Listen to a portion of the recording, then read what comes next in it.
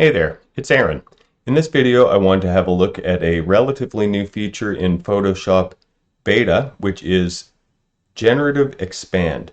So previously we have had Adobe Generative Fill, and what that does, well here, let's do a quick demo of Adobe Generative Fill. So let's say we have an image here, and we want to add something in, like for example, let's just give him a bottle. And let's see whether or not the AI can add a bottle into the image seamlessly. And there we go. So we have him now holding a bottle. It's a bit awkward. That one is more realistic looking. It seamlessly blends in there. And this one also works quite well. It's done a nice job on the hands, I want to point out. AI has a terrible reputation when it comes to generating hands. So for these two especially, it's done a nice job. And I would probably say that's super cool. Awesome. So let's now look at the generative expand, and you can probably guess how it's going to work here. So we're going to use our crop tool to expand the canvas size. Let's bring it up. Let's just expand the canvas on all sides here. It's a little bit glitchy, I've noticed sometimes with the selecting. So let's hit generate. That's done a great job, considering that it is a very complex image in terms of the background. I think it's done great.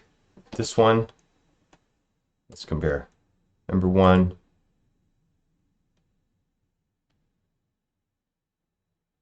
number 2, or number 3. So that's actually kind of cool how it gives sort of like a looking in effect on things, like he's really trapped inside of something. So I'm really happy with that. They're really, really cool. So I have another 5 or 6 images opened up here. Let's see what kind of results we get. So for this, in this case, why don't we give her quite a bit more torso, and we'll just expand things out on the sides, something like that. And let's expand. That's a great job by the AI. I mean, besides the fact that it finishes off her wardrobe pretty seamlessly, the figure in the background, I mean, that's really cool. It's like he isn't really distracting, but he looks like he's trying to get his face caught in the action here. And that doesn't make much sense, but her wardrobe does. That one, not too bad either. I think if I were going to take one, it would be the first one. And that is pretty cool. So another successful job with the generative expand.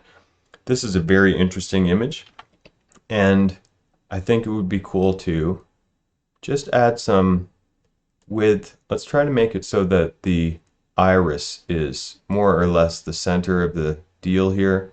Quite centered. Perfect. Let's expand it.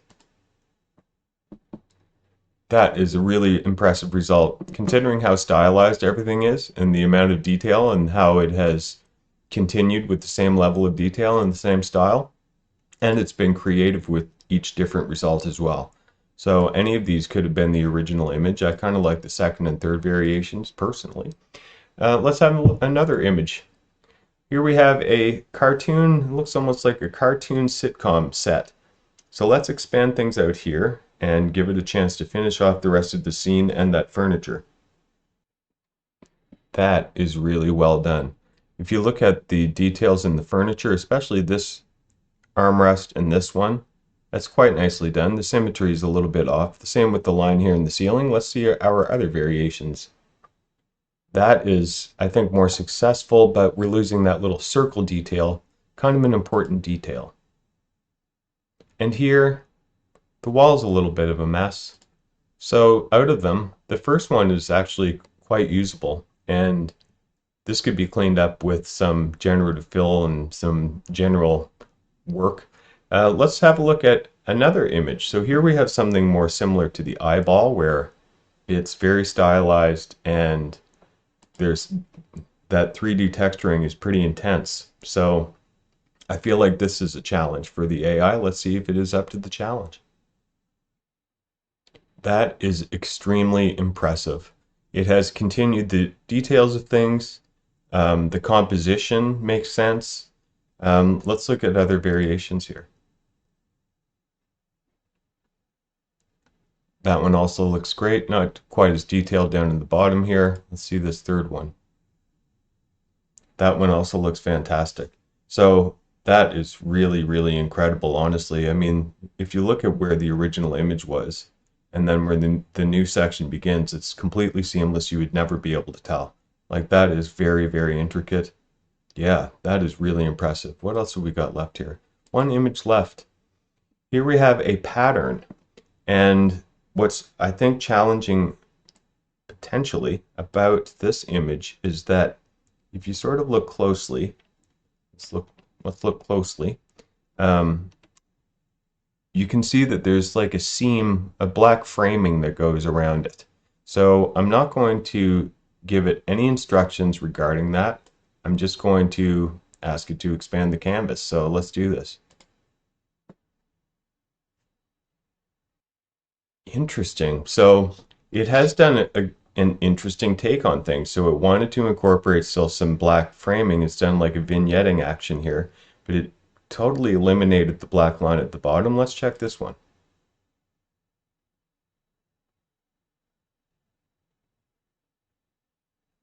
Another different take on framing. Not really what we're looking for, I don't think.